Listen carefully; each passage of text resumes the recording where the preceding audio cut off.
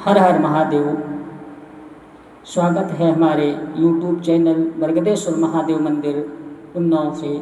आज हम आप सबके मध्य श्री सत्यनारायण पूजा विधि एवं संपूर्ण कथा, पूजा की तैयारी।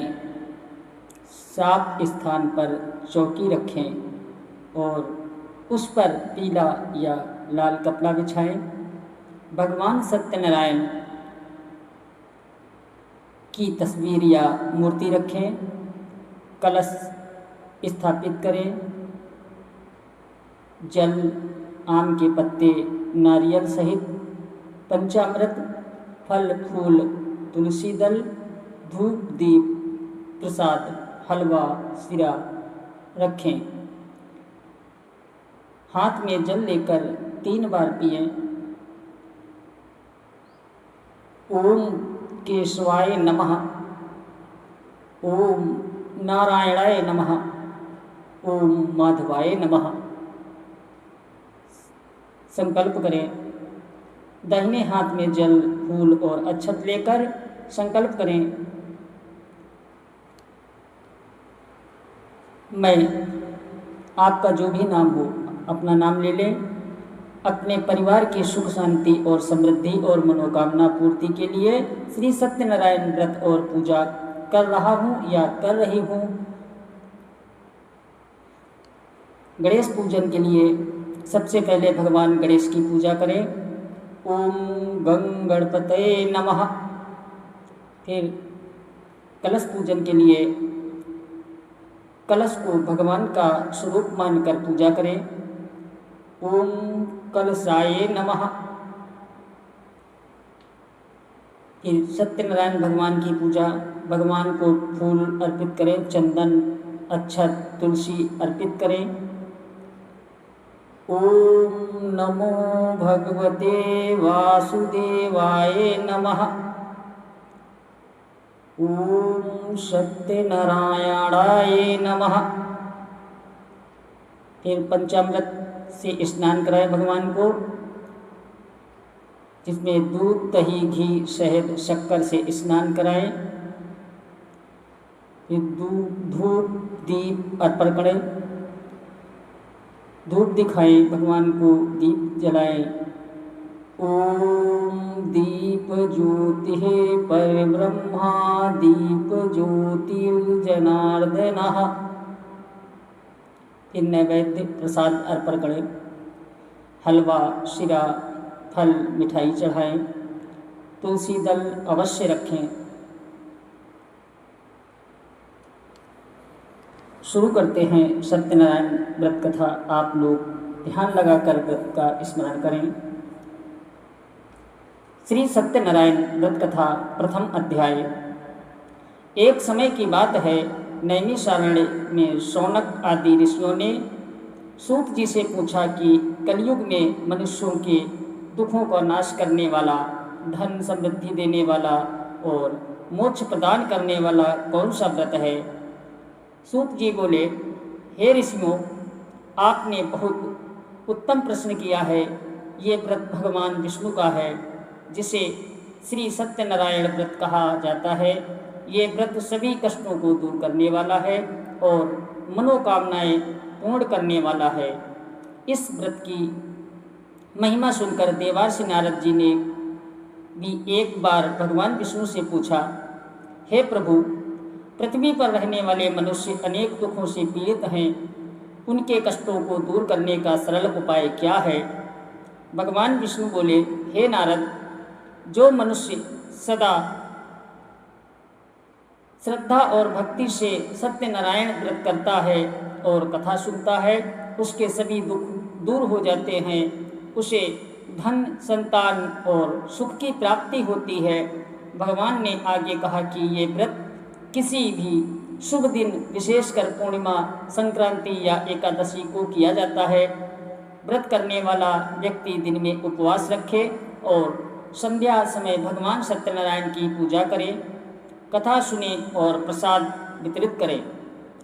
जो व्यक्ति इस व्रत को श्रद्धा से करता है, उसकी सभी इच्छाएं पूर्ण होती हैं और अंत में उसे मोक्ष की प्राप्ति होती है। प्रथम अध्याय समाप्त। दूसरा अध्याय। एक समय काशी नगरी में एक गरीब ब्राह्मण रहता था। वो बहुत निर्धन था और भिक्षा मांगकर अपना जीवन यापन करता था। एक दिन भगवान विष्णु ने उसकी दीन अवस्था देखकर वृद्ध ब्राह्मण का रूप धारण किया और उसके पास जाकर बोले, हे ब्राह्मण, तुम इतना दुखी क्यों हो? ब्राह्मण ने कहा, मैं बहुत गरीब हूँ और भिक्षा से ही अपना जीवन चलाता हूँ। तब वृद्ध रूप में भगवान ने कहा, तुम श्री सत्यनारायण भगवान का व्रत करो, इससे तुम्हारे सभी दुख दूर हो जाएंगे और तुम्हें धन समृद्धि प्राप्त होगी। ये कहकर भगवान अंतर्ध्यान हो गए। ब्राह्मण ने ये व्रत करने का निश्चय किया।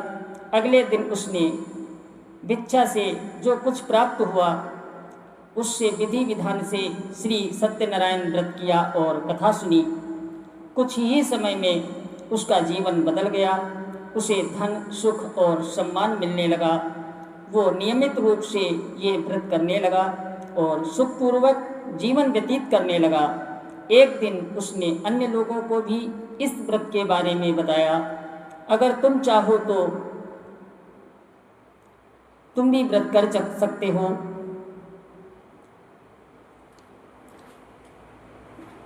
श्री सत्यनारायण व्रत कथा, तृतीय अध्याय। एक समय एक धनी व्यापारी था जिसका नाम सदानंद। कुछ स्थानों पर साधु वैश्य बताया जाता है।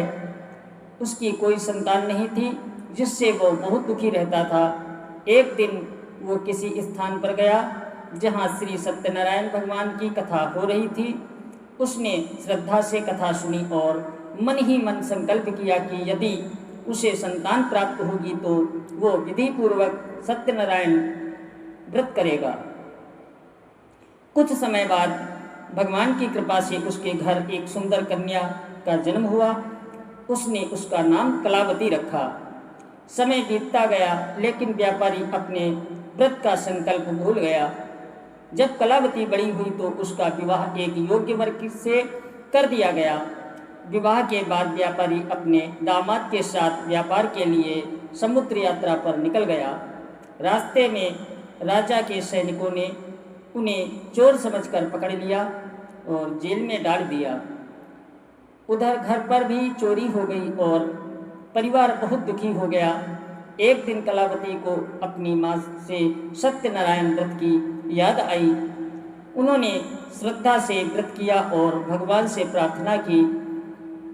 भगवान सत्यनारायण की कृपा से व्यापारी और उसका दामाद जेल से मुक्त हो गए। उन्हें धन भी वापस मिल गया और वे सुरक्षित घर लौट आए। श्री सत्यनारायण व्रत कथा, चतुर्थ अध्याय। जब व्यापारी और उसका दामाद घर लौट रहे थे तब रास्ते में उन्हें एक संत मिले। संत ने पूछा, तुम लोग क्या ले जा रहे हो? व्यापारी ने अहंकारवश कहा, हमारे पास कुछ नहीं है, केवल सूखी लकड़ियां हैं। ये सुनकर भगवान सत्यनारायण क्रोधित हो गए और उनकी नाव में रखा सारा धन वास्तव में सूखी लकड़ियों में बदल गया। व्यापारी बहुत दुखी हुआ और उसे अपनी गलती का एहसास हुआ। उसने भगवान से क्षमा मांगी और सच्चाई स्वीकार की। तब भगवान प्रसन्न हुए और उसका सारा धन वापस कर दिया। घर पहुंचने पर उसकी पत्नी और पुत्री ने उनका स्वागत किया, लेकिन कलावती प्रसाद ग्रहण किए बिना ही अपने पति से मिलने दौड़ पड़ी। इससे भगवान नाराज हो गए और उसके पति अदृश्य हो गए। कलावती बहुत दुखी हुई और रोने लगी। तब आकाशवाणी हुई कि उसने प्रसाद का अनादर किया है, इसलिए ये दंड मिला है। श्री सत्यनारायण व्रत कथा, पंचम अध्याय। कलावती ने तुरंत वापस जाकर श्रद्धा से प्रसाद ग्रहण किया और भगवान से क्षमा मांगी। उसकी भक्ति से प्रसन्न होकर भगवान सत्यनारायण ने उसके पति को पुनः प्रकट कर दिया। इस प्रकार व्यापारी और उसका परिवार सुखपूर्वक रहने लगा और वे नियमित रूप से सत्यनारायण व्रत करने लगे। इस कथा का संदेश ये है कि भगवान सत्यनारायण की पूजा श्रद्धा और सत्य और विश्वास के साथ करनी चाहिए। व्रत का संकल्प करने के बाद उसे भूलना नहीं चाहिए और प्रसाद का अनादर कभी नहीं करना चाहिए। जो भी व्यक्ति श्रद्धा और भक्ति से इस व्रत और कथा का पालन करता है उसे जीवन में सुख शांति और समृद्धि प्राप्त होती है तथा अंत में मोक्ष मिलता है। पूरी श्री सत्यनारायण कथा यही संपूर्ण होती है। इसके बाद हम सब मिलकर आरती करते हैं भगवान सत्यनारायण की। ओम जय लक्ष्मी रमणा स्वामी जय लक्ष्मी रमणा सत्यनारायण स्वामी जन पातक हरणा। ओम जय लक्ष्मी रमणा स्वामी जय लक्ष्मी रमणा रत्न जड़ित सिंहासन अद्भुत छवि राजे स्वामी अद्भुत छवि राजे नारद करत निरंतर घंटा ध्वनि बाजे। ओम जय लक्ष्मी रमणा स्वामी जय लक्ष्मी रमणा प्रगट भये कलि कारण तुझको दरस दियो स्वामी तुझको दरस दियो बूढ़े ब्राह्मण मन करे कंचन महल कियो। ओम जय लक्ष्मी रमणा स्वामी जय लक्ष्मी रमणा दुर्बल भील कठोर जिन्ने पर कृपा करी स्वामी जिन्ने पर कृपा करी चंद्रचूड़ एक राजा तिने की विपत्ति हरी। ओम जय लक्ष्मी रमणा स्वामी जय लक्ष्मी रमणा वैश्य मनोरथ पाया श्रद्धा तज दीनी स्वामी श्रद्धा तज दीनी सुफल भोग्यो प्रभु जी फिर स्तुत कीनी। ओम जय लक्ष्मी रमणा स्वामी जय लक्ष्मी रमणा भाव भक्ति के कारण छिन्ने छिन्ने रूप धर्यो स्वामी छिन्ने छिन्ने रूप धर्यो श्रद्धा धारण की तिने क्यों काज सर्यो। ओम जय लक्ष्मी रमणा स्वामी जय लक्ष्मी रमणा ग्वाल बाल संग राजा वन में भक्ति करी स्वामी वन में भक्ति करी मन वांछित फल दीने दीनन पर दया करी। ओम जय लक्ष्मी रमणा स्वामी जय लक्ष्मी रमणा श्री सत्यनारायण जी की आरती जो कोई नर गामे स्वामी प्रेम सहित गामे कहत शिवानंद स्वामी मनवांछित फल पावे। ओम जय लक्ष्मी रमणा स्वामी जय लक्ष्मी रमणा। बोलो सत्यनारायण भगवान की जय।